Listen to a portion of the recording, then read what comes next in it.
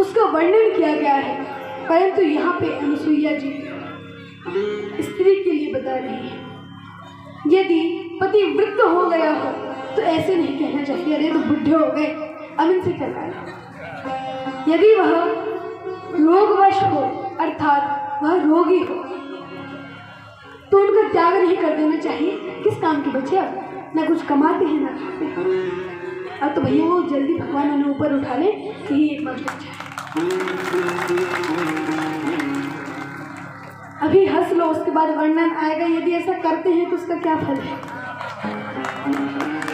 वृद्ध रोगवश जड़, यदि पति मूर्ख है तो उसे बेवकूफ समझ के एक कोने में नहीं रखना चाहिए।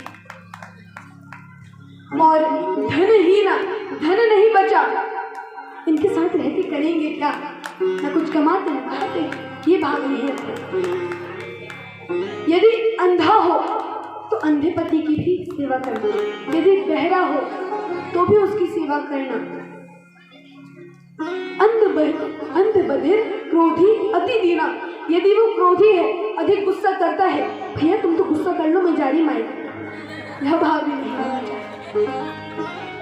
और अंत में कहा गया है अति दीना, यदि वो दीनहीन है किसी भी तरह से तो उसका त्याग नहीं करना चाहिए। और अच्छा, यदि त्याग कर दिया तो क्या होता है।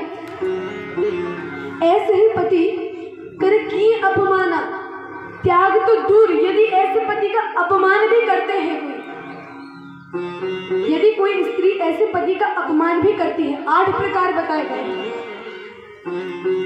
तो उसका क्या होता है। नारी पाव जमपुर दुख नाना, वो यमपुरी में जाती है, नर्क जाती है, और वहां पे रौरव नर्क में अनेक समय तक अलग अलग प्रकार के दुख व क्लेशों को भोगती है। उसके बाद आगे वर्णन किया गया है 4 प्रकार की स्त्रियां होती हैं। पतिव्रता में भी लेवल है, एक फर्स्ट लेवल, एक सेकंड लेवल, एक थर्ड लेवल, एक फोर्थ लेवल। अच्छा, उत्तम नारी कौन सी होती है, उसका वर्णन किया गया है। उत्तम के अस बस मन माही, सपने हुआन पुरुष जग नाहि। वह एक ऐसी स्त्री होती है कि वह अपने पुत्र पिता को भी नहीं देखती, मात्र पति को ही देखती है। और स्वप्न में भी किसी पुरुष का ध्यान नहीं करती। वह होती है प्रथम लेवल की। अब भैया प्रथम लेवल के तो बहुत कम ही मिलेंगे। अब उसके बाद सेकंड लेवल है। सेकंड लेवल कौन सा है, दूसरे नंबर की होती है। वर्णन है मध्यम पर पति देख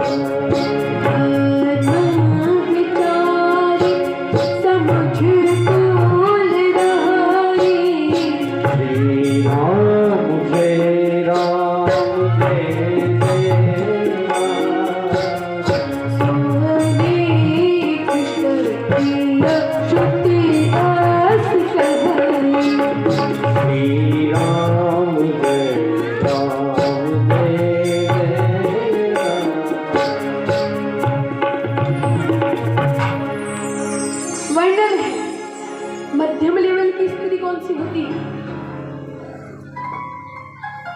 मध्यम स्तर की स्त्री वह होती है जो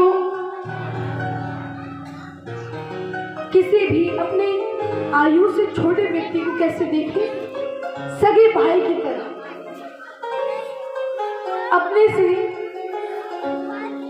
बड़े किसी पुरुष को कैसे देखे, पिता की तरह, और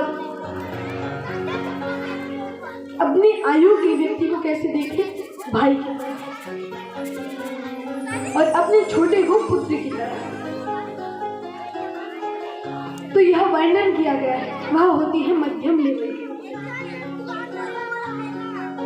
परंतु जो धर्म को विचार कर और कुल की मर्यादा समझकर, सबका उन्हीं को समझकर कि ये हमारे ये लगते हैं, ये वो लगते हैं, इस प्रकार से उतना आदर नहीं करती, ऐसी जो स्त्री रहती है वह निम्न स्तर की पतिव्रता नारी होती है।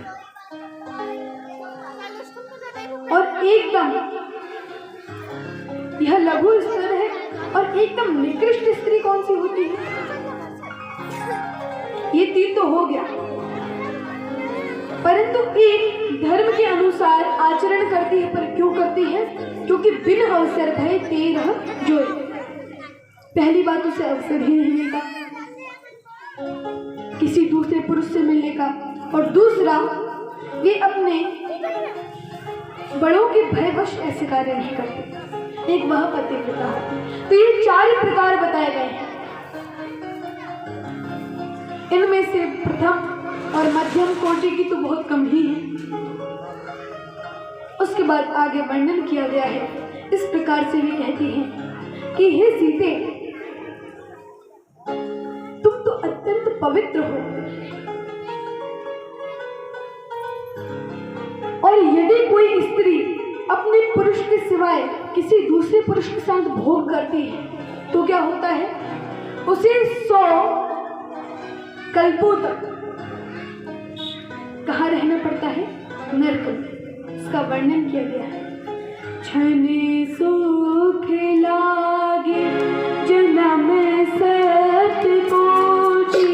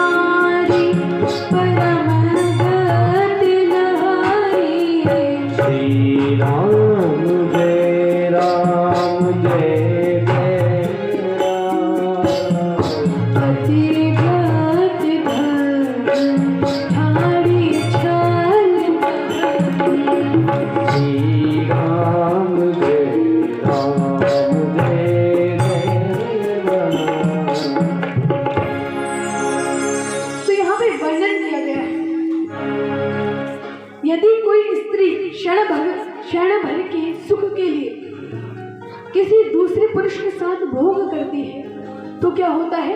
वह 10 वर्षों तक रौरव नरक में रहती है। ठीक है? नहीं, 100 वर्षों तक रौरव नरक में रहते हैं। ये सही कहा? ये भी नहीं है, 100 कोटि 100 करोड़ वर्षों तक वह कहाँ पे रहती है? नरक में निवास करती है, रौरव नरक में, और वहां पे उसे अनेक प्रकार से पीड़ा प्रदान की जाती है। अब यहाँ पे वर्णन किया गया है, बिनु श्रम नारी परम गति लहे। कुछ उसे कुछ करना नहीं है, नहीं बाहर जाना है, नहीं ज्यादा पूजा पाठ करनी है, बस भगवान का स्मरण करना है, पातिव्रत धर्म का पालन करना है। बाकी उसके लिए कोई नियम नहीं है। और यदि वो किसी और नियम का पालन न भी करे, मात्र ये कार्य करे, अर्थात पातिव्रत धर्म का पालन करे, तो क्या होता है? उसे वही परम गति मिल जाती है जो एक विप्र को, उसके पति को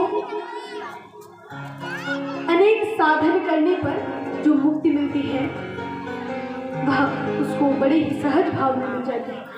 जो उसके पति को बड़े ही श्रम करने पे, किसी ब्राह्मण को निष्काम भाव से भगवान की आराधना करने पे, एक क्षत्रिय को निष्काम भाव से देश की रक्षा करने पे, वैश्य को समाज कल्याण करने के लिए जो फल प्राप्त होता है, वह उस पतिव्रता नारी को सहज ही प्राप्त होता है। और अब एक ऐसी बात जिसको सुन के पुरुष तो बड़े दुखी होंगे पर नारी अत्यंत प्रसन्न होगी। कौन सी बात? यदि कोई पुरुष बहुत सारे पुण्य कर्म करे तो सीधे भगवान के पास दो बैंक हैं, एक पुरुषों की बैंक है, एक स्त्रियों की बैंक। अब यदि कोई पुरुष गौदान करे या कुछ भी पुण्य करे, भागवत उसने कराए और नारी ने उसमें सहयोग भी नहीं किया, बस वह अपने पातिव्रत धर्म का पालन करते रहे, तो क्या होगा?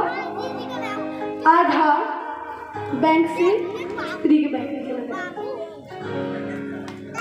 ये बात तो ठीक ही है, परंतु यदि, अब आप भी सुन ही लें, यदि स्त्री कोई पुण्य करे तो उसमें से 1% भी पति के खाते में नहीं जाता, अपने खाते में ही रहता है।